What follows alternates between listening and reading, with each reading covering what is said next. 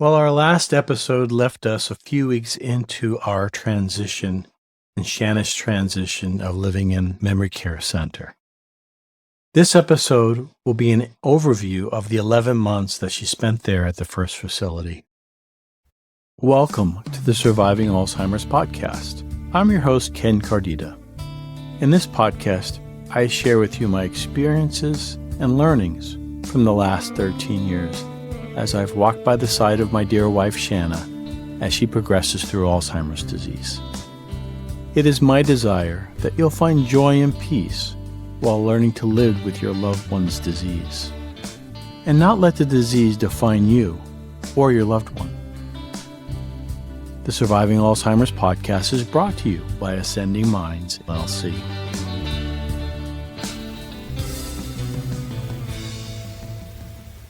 This was a time of many ups and downs, and it was accompanied with many valuable lessons learned along the way for both of us. I'll describe how things changed for both of us and how we made the many adjustments as we were beginning a new chapter of our journey down Dementia Road together. At the end, I will discuss the events leading up to and why I eventually decided to move Shanna to another facility. Before we get into all that, I'd like to read a listener comment. This was left as a comment on our Surviving Alzheimer's podcast page. This is from Mark Hall. He wrote, "Ken, thank you so much for sharing your story. Debbie was diagnosed in March of 2020, so I am still learning just how to handle situations as they arise. Thanks again, and God bless." Well, thanks, Mark. I appreciate you taking the time to leave a comment, and I encourage all you listeners out there to let me know how this podcast is helping you, and if there's anything in particular you'd like to hear about. Like I said earlier, there were many ups and downs during that 11 months. And in that time period, I learned quite a bit about what a memory care facility, assisted living facility was like. Up until this time, I really did not have any experience with these type of facilities. And so I became pretty experienced quickly. And that was due to my frequent visits and making it my business to get to know everybody and what they did and get to know a little bit about them. One of the first things I realized after probably a couple of weeks was things were quite different than they were portrayed when I took the tour. When you take the tour, you're typically with a marketing person or salesperson, and they will point out all of the wonderful amenities that the facility has to offer. One of the questions that I asked, because I noticed most of the amenities were not inside of the actual lockdown portion of the memory care facility, that they were outside in where the assisted living people would live, was how often do the memory care residents get to partake of these amenities? For instance, in this first facility, there was a wonderful workout physical therapy room. There was a nice art studio. There was a theater there as well. There were places to do puzzles and things like that. Now, while this all looks fine and dandy, the fact was my wife would never partake of any of these unless I brought her there. So I came to realize that if Shanna was going to enjoy any of the external to the memory care section of the building, it would be up to me to be with her and help her enjoy those. They never tell you that. Also, they will show you a calendar full of activities. And typically, there are activities from about 8 or 9 in the morning until about 3 o'clock in the afternoon, with, of course, a break around lunchtime. And you'll see all kinds of different things there. The reality is, they don't always keep to the schedule, and I understand that, but oftentimes things that I knew were Shanna's most favorite activity, when I would come and say, well, did Shanna participate in this activity? I was frequently told, no, we didn't do that because no other residents really wanted to do that. And so oftentimes the default thing was, let's play bingo. My goodness, I played enough bingo in those 11 months to last a lifetime. And quite honestly, both Shanna and I got burned out on it after a few months. But that was the most social activity because we would sit all around the table and joke around and have some fun. Another thing you don't really get explained to when you're taking the tour is how the supervision works. In other words, who's keeping an eye on your loved one, and how is the staff able to know what's going on with each of the residents? This all led to me having to really adjust my expectations. One of the things that really drove me a little crazy was the lack of communication at times between the different shifts. The way this facility worked, they had 3 shifts. They started at 6 a.m. and went till 2 p.m. And then from 2 p.m. until about 10 p.m. And then you had the night shift come in from 10 p.m. till 6 a.m. Oftentimes I would get there a little after 2 p.m. and I'd be asking how Shanna's morning went, and they had no clue. There was not a whole lot of pass-through information from the earlier shifts. And that was very frustrating to me because for many months, Shanna struggled, especially in the morning, and it just didn't meet my schedule to be there in the mornings a lot. But I did start coming before the shift change and made some schedule changes so that I could get some of that information when times were pretty difficult. Also, another thing regarding that supervision is the caregiver ratio. When Shanna first moved in, she was the 15th resident there. And they always had a med tech, a supervisor, and at least 2 other caregivers on the floor during the day and in the afternoon. So you had roughly 3 to 4 people watching out for about 15 people. Well, as the summer rolled on, they filled up all the extra rooms, and so now they had close to 30 residents. And I think they added 1 more caregiver on staff. So the caregiver ratio really changed quite a bit. That's when I started to see my wife's care really decline. And that coincided with her having a more difficult time, and I stepped in and did a lot of things. I'll get into that in just a moment.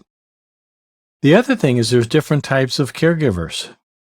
The ones that I observed to be the ones that were the best had a caring heart.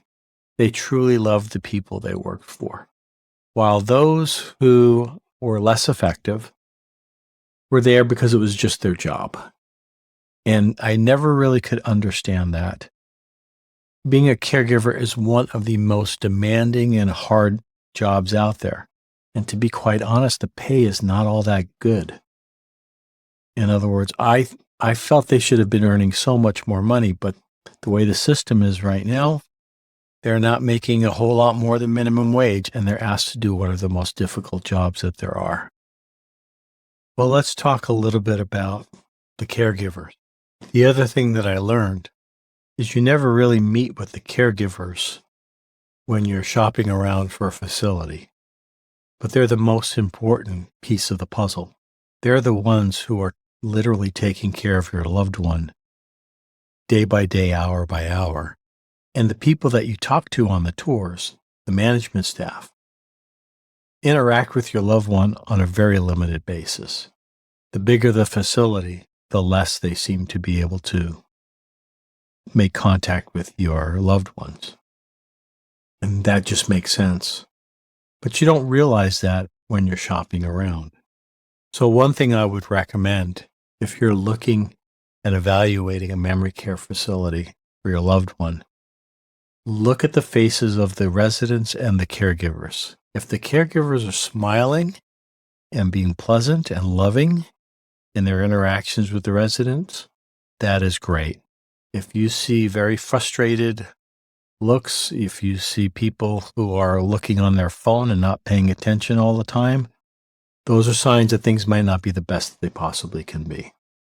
One thing that I learned about, and this is pretty common in the whole memory care industry, that there's a lot of turnover in just the care staff and even in the management staff. As I've talked to other people who have their loved ones in a memory care facility in my support groups, you hear of, oh, we're on our third memory care director in this year, or, oh, our activities person quit and we don't have one for like a month.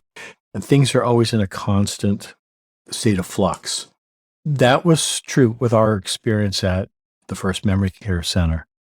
Things were pretty stable for a while, but then, like I said, as they grew, the caregiver turnover was amazing.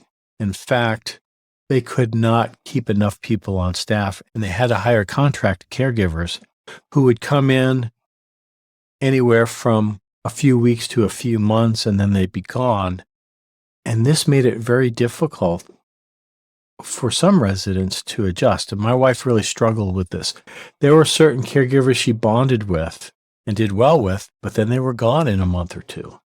And the ratio of employees to contractors was probably 60-40 or 50-50 at times. So it was very significant. And I think this was one of the contributing factors to my wife really having a tough time adjusting. One of the things that I learned is showing some gratitude to these caregivers goes a long way. They rarely get to hear how much they're appreciated. Part of that is the fact that many people that are in there, and they don't have visitors very often. And when the visitors come in, they take their loved one away or they do something with them. They don't really interact with the caregivers. Then there are a few people, and I was one of this flavor, where I would come and I would hang out with the residents. I would hang out with the caregivers. We would socialize with them and we would spend time. And I was trying to do this so that Shanna would feel comfortable in her environment and that I could teach them a little bit about Shanna, because Shanna at this point was speaking very little. And that actually became something that I really came to enjoy. And I almost call it, it's like gaining a second family, because I was visiting so often and I just got to know all the residents, got to know all the caregivers, and even began to get to know some of the family members who would come visit their loved ones there as well. And it does become somewhat like an extended family. And I really treasured that. In this facility that Shannon was first in, there was a total of about 100 residents. About 20 to 30 of them were in memory care, and the remainder were in assisted living, which was very interesting because I would take Shanna to the assisted living side facility just to give her something different to look at.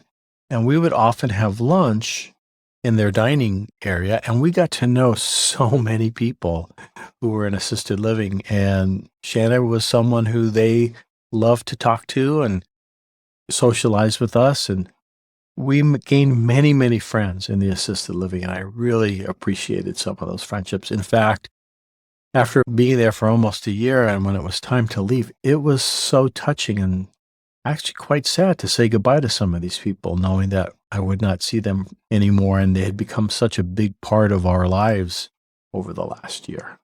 I want to share an experience that happened early on that was one of these.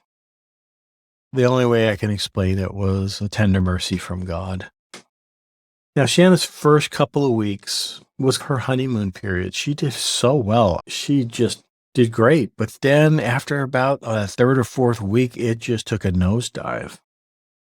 And those first 2 months after those first couple of weeks, Shanna didn't really feel safe there. She could hear noises and they would make her jumpy. She would literally almost jump out of her skin when a loud noise would happen down the hallway. And her particular room was in one of the main hallways So you could hear a lot of people walking by and talking.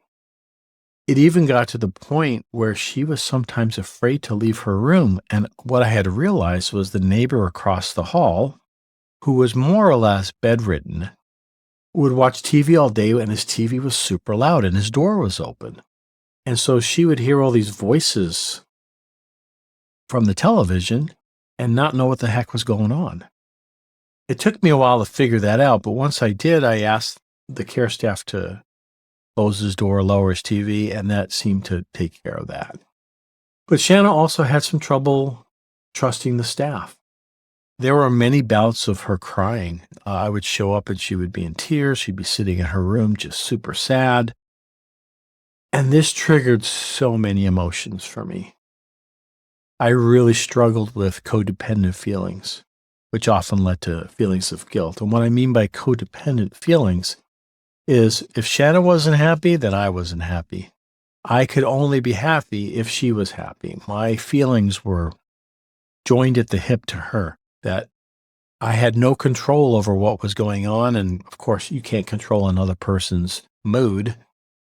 And so I was miserable when she was miserable. And it took me, oh my gosh, months and months of working with the grief therapist and with my coach to recognize that and to really realize that when I'm not there with her, she still is okay, even though it may not be perfect or she may not be happy all the time. She's still safe and she's still okay. Well, after about being there for about 4 or 5 weeks, an amazing thing happened. Now, remember, I did not tell her I was moving her to memory care. And the first month or so, every time I'd be there with her, there was like this huge elephant in the room that we never talked about her living there and why I moved her there. I was afraid to bring it up because I was afraid she was going to say, "Take me home," which is not an uncommon thing. And the amazing tender mercy that I would like to point out is in the year and a half that she's been away from me, she has never uttered the words, "I want to go home." She has totally accepted that where she is her home. She still got sad, but I never had to really deal with that. And I feel very blessed about that. But again, it's still in the back of my mind. Here I am visiting her these first couple of months quite frequently for long visits. And I just wanted to tell her and at least have that conversation with her about why I chose to move her there. But I just never felt comfortable doing it. Well, this is what happened on one Saturday afternoon, about a little over a month after I moved her there. This is what I wrote in my journal. Best visit ever, 3 exclamation points. I was really able to connect with Shanna as we walked around the entire lake behind the building. I was finally able to share my feelings about moving her to the memory care facility. I told her that I prayed about it and that I got a confirmation about it. And she understood. I began to cry when I told her that I did this because I tried the best I could to take care of her, but eventually I got to the point where I needed help, and I apologized profusely and sobbed. And what she did then was amazing. She put her arm around me and comforted me. She didn't say many words, but I knew she was telling me that it was okay, and she understood by her facial expressions. And at that moment, I had this physical sensation that I literally felt a load of guilt leave my body over my right shoulder. I felt that the burden of this decision was finally lifted off me. I go on to write, we had a great 3-hour visit. What I didn't write, but what I do remember, is the compassionate look she had on her face when she nodded, "It's okay." And her concern was to comfort me in being upset and crying and sharing this with her. And I remember driving home that day feeling like, okay, finally we got to talk about it. Finally, I know she's not upset and mad at me. I knew this, but we were able to have it out in the open. And just as an interesting note, I had a sore shoulder for about 6 months after that. And I was talking to a massage therapist that I've been going to for about 10 years, and she told me that our body stores stress and trauma, and that the releasing of that stress and trauma, feeling that guilt, caused my shoulder to get out of whack. And there's some truth to that. Another thing that I learned as we were going along is I had a difficult time letting go of my role as Shanna's primary caregiver. And this happened in phases. I was very involved, let's say, hands-on in talking with the staff because I had prided myself on being able to have Shanna go to the bathroom on a regular basis and have very little accidents. Well, she was having tons of accidents there because they weren't regularly taking her to the bathroom. And so I even wrote down a schedule of what I did to help her. And I would maybe not so nicely course correct the caregivers and said, hey, look, when we were at home, I didn't have the issues that you're having. Let me show you how I did it. Well, this had consequences. Eventually, Shanna became so dependent on me that for the most part in the morning, she would not cooperate with most of the staff. And she would wait till I showed up to get her dressed and changed and cleaned up. And that was very frustrating. Interesting enough, about 3 months into our transition, I basically got called into the principal's office. The executive director who runs the facility and I were pretty tight. She's an Italian from back east, and so am I. And we had this thing that we would always be straight up with each other. We wouldn't pull punches. And actually, I had a wonderful relationship with her while she was there. And so she called me in and she says, Ken, I've got some honest feedback for you. She told me that I was intimidating her care staff and the coordinator. In fact, the coordinator was afraid of me. And I felt so bad. And I also realized that I've been helping Shanna become too dependent on me. And it was making the care staff, their job, much harder. And it also gave them an excuse to give up easier. So she was explaining all this to me. So I decided that I would no longer rescue Shanna, that I would arrive, and if she needed to be changed or take her meds or whatever, I would go get one of the care staff, and I would step out of the way and let them do that. And that took quite a change for me because I was always a pretty hands-on caregiver, but I realized I was having some difficulties letting go of my identity as a caregiver. Eventually, I was able to do that. But the damage was done, and Shanna was very dependent on me. So we went on another additional months of me having to be a caregiver. That changed after we moved to a new facility, and I'll tell you more about that in our next episode. One other thing that required a lot of adjustments along the way was my visitation schedule.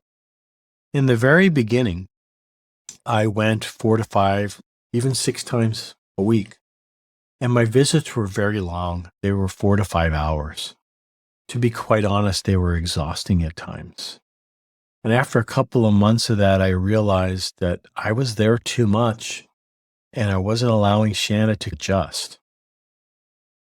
So then I shortened my visits to more to like 2 or 3 hours and settled into a 4 times a week schedule. And that seems to work best. And that's kind of the schedule I've been keeping for the last year or so. I usually go on Tuesdays, Thursdays, Saturdays, and Sundays. Saturdays and Sundays because their activity staff is never really fully staffed, and there's a lot of dead time on Saturdays and Sundays. So that's good time for me to be there with her so I can do things with her, and she doesn't really miss out on too many activities. These days, my visits are more like an hour and a half to 3 hours. When I was doing those 4 to 5 hour visits 5, 6 times a week, I actually got to the point where I was resenting going. It was a combination of being exhausted, somewhat bored because of the repetition of the visits, and also having to hear with all the different challenges that Shannon was facing. I felt like I needed to fix them, but of course I couldn't fix them. One of the other things about going so much was I knew a lot of the things that were going on, and I could sure pick apart the caregiving. And I started not trusting some of the caregivers. And that wasn't very healthy for my relationship with them as well. After about 9 months of being there, probably the biggest thing was that there was a management change. The way, and I didn't understand this at first, the owners of the facility was a big real estate firm. They were totally hands off. They hired a third-party management company to manage the facility, and the management company would work with the hired staff, and they would supply all the branding, all the programs, all the training materials, and do all the hiring of the leadership at the facility, and the leadership at the facility would fill in the positions there. So when you change management companies, you don't change owners, but things can dramatically change. And many of these management companies will manage multiple facilities. The original management company ran about 12 of them. And then we moved on in November of 2021. They went to a management company that had about 50 or 60. Now, my experience in the corporate world, I spent all of my career working at large corporations. And so I'd seen reorganizations happen all the time. And matter of fact, that's exactly what it felt like, was a corporate reorg. When word came down that there was going to be a change, they held a town hall meeting where the executive director met with the new regional director, and they answered a bunch of questions. I asked quite a few questions because I had been through this in my career, and I got some pretty satisfactory answers. At that time, they told us not a whole lot was going to change. They kept focusing on what was going to be better because of the more resources available with the larger management team. And so I sat back, and to myself, I said, well, we'll see. We'll see. I've heard this type of promises before. Let's see what happens. Well, interestingly enough, even though the leaders, especially the executive director, said they're not going anywhere, everything's going to be fine. Well, she gave notice after about a month, and that started a whole chain reaction. And I actually got to talk to her, and she confided in me why she was leaving. And it made sense from her career standpoint and what she'd like to do and how much flexibility she liked in running the place. She had built quite a great place and a great staff. Well, what happened then was quite a few of the leadership positions started to leave. And I found out through the grapevine that many of them went to go work at the new facility that the old executive director was going to. So there was this upheaval of key positions being filled. And it even affected the staff in the dining room. So many people quit because the director of the dining room left that they were short-staffed, and it would take you an hour to get your lunch. It was pretty crazy. It was pretty tough times. And so my first reaction of this was I felt so betrayed. I really did, because I had a good relationship with the leadership. And for them to tell me, well, no, we're not going anywhere, and a month later, you find out that they're leaving, I felt so betrayed. I was actually pretty pissed too, and I felt very hurt. But in time, I came to realize they were doing what was best for them in their careers, and I can't fault them for that. And so I don't have any hard feelings towards any of them anymore. And maybe a lot of that is due to the fact that we're no longer there, and I've allowed those wounds to heal. So what did I learn from all this change? Is that if your loved one is in a facility and you hear that they're going to have a management company change, keep your eyes and ears open and be ready to ask some tough questions And if you don't like what you see as things change, don't be too afraid to look for another place. Another thing that you may see is the management company might not change, but you may see a lot of turnover in the senior staff. That usually means something is not right. Very few people leave their job because they love it. Now, sure, people find better opportunities and move on, and that's normal. But if you have excessive turnover, to me, that's a sign that things may not be as best as they can be. So something interesting happened during this transition, the last couple of months of the year, last year. I started noticing that in the memory care, some of I'll call them more difficult to take care of, or people who required more than average care, were being asked to leave. And it seemed like to me they were weeding out people who required extra care. And people who I'd gotten very friendly with, their husbands were there, and I got to be very friendly with their wives. And in 2 successive months, each of these people were asked to leave. And the way it was done, because I knew the wives and they called me later and kind of told me what went down, it was not cool. It was just totally unprofessional the way it was handled. And I won't go into the details, but it really kind of made me go, whoa. And I had the feeling, is Shanna going to be next? Because I haven't really talked much about it, but Shanna had some incidents of hitting some of the caregivers and residents on an average of about once every 6 to 8 weeks in the 9 or 10 months that she was there. And that's a whole nother episode. Well, I'll talk about why that happened. It was pretty sad. That I'll just leave it at this, is that she was being verbally abused by some of the other residents, and that's the only way she could defend herself. And she didn't really cream anybody, but she would swing her arms at them. And they took any of that stuff very seriously. So Shanna started to get labeled as I'll call it the problem child, or someone difficult to take care of, which totally didn't resonate with me because my wife's a sweetheart. And when I would tell this to my friends and stuff, they would say, Shanna? Her? Troublemaker? No. Well, that fateful day finally happened where I got called into the new director's office. And so I knew her very well. We were on good terms. I got called in, and I'm sitting around the table with her, the head nurse, and the regional director. And they were trying to convince me to have Shanna admitted to a geriatric ward, drug her up, to get her on behavioral meds, stuff that basically turns you into a zombie, and that I wouldn't be able to visit her during this process.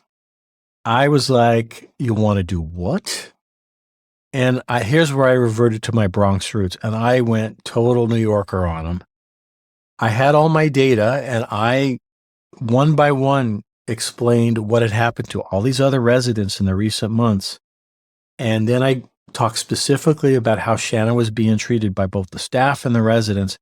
And I turned around, and as I was telling this tale, the regional director's jaw hit the table, and she was flabbergasted. So I said, no, there's no way we're going to do that. We're going to fix this here. So I was able to work out an arrangement where for the short term, I would come a couple more times in the evening, put Shanna to bed, and we would monkey around with Shanna's medications, and I would get to still call the shots on what type of medications she would have.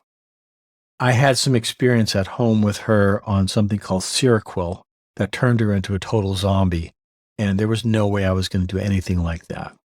Luckily for me, the nurse really stuck up for Shanna and said she was not even a candidate for that kind of geri-psych evaluation. But needless to say, this was our 10th month there, and I was freaking out. I was starting to think about maybe I should start looking around for another place. But I had heard that is like the worst thing to do. So I was really kind of frozen. The one thing that I said was that the memory care director, who loved Shanna like a sister, was still there. And I said, as long as she's there, I know that Shanna has somebody looking out for her. And I remember I walked in and I found out that she had given notice and that this was her last week. And I got a chance to talk with her. And again, she went to go work with the old boss at the new place that she was at. I understood it. And that was the day I decided it was time to find a new place for Shanna. Well, it just so happened that here again, God intervenes. As I was talking to the nurse practitioner who is hired by the facility to come in a couple times a week and treat all the patients, she became Shanna's primary care physician over the last 6 months. She told me of another place that she happens to also work at that is a wonderful place, and she thinks that Shanna would do well there. The only problem was it was further away. So I asked her about it, and that was one of the places that I visited. Basically, that conversation happened on a Friday. That next week, I met and decided to move Shanna there. So 10 days after I decided to move her, we actually moved her. And Shanna has been at this new memory care facility now for about 8 months. And it has been such a different experience for both of us. It's been so great and so awesome. And I'll tell you all about that in our next episode. Now, I realize that trying to tell you all the things that happened in those 11 months in one episode is really difficult. And this is probably going to be one of the longest episodes. I tried just to give an overview and give you a sense of some of the things that happened. There's so many more details of the different phases and struggles and learnings there. And I think I'm going to take one more episode to talk about where she's been at for the last few months, and that will get you caught up on our backstory and bring everybody up to date here. I'm thinking that the next series of episodes will be focused on a topic, and I will just jump back and forth in time as needed.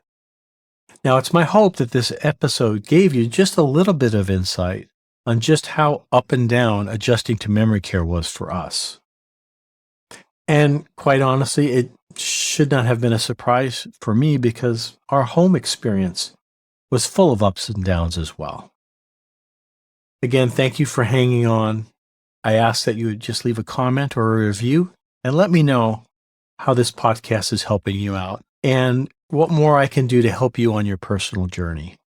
More importantly, would you please share the Surviving Alzheimer's podcast with your friends and family or anyone else you feel that would benefit from hearing our story?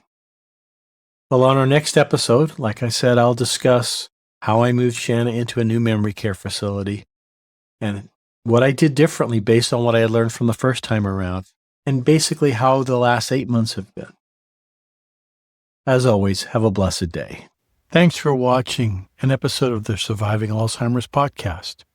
If you're new to this podcast, I recommend that you watch the first 13 episodes in order. That way you can learn about our backstory. This will make understanding later episodes much easier. To help you with this, I've created a playlist. It's called Surviving Alzheimer's Podcast in Order. That way you can listen to all the episodes in the order that they were created. The mission of the Surviving Alzheimer's podcast is to educate and inspire caregivers, family, and friends who are on their own unique journey down dementia road with their loved one. I would really appreciate it if you could share this episode to anyone who you feel would benefit from it. Additional ways for you to help us reach others are to hit the like button for this video, subscribe to the channel, and click the bell to be notified of new episodes. All of these actions will encourage the YouTube algorithm to share this episode and podcast to other potential viewers.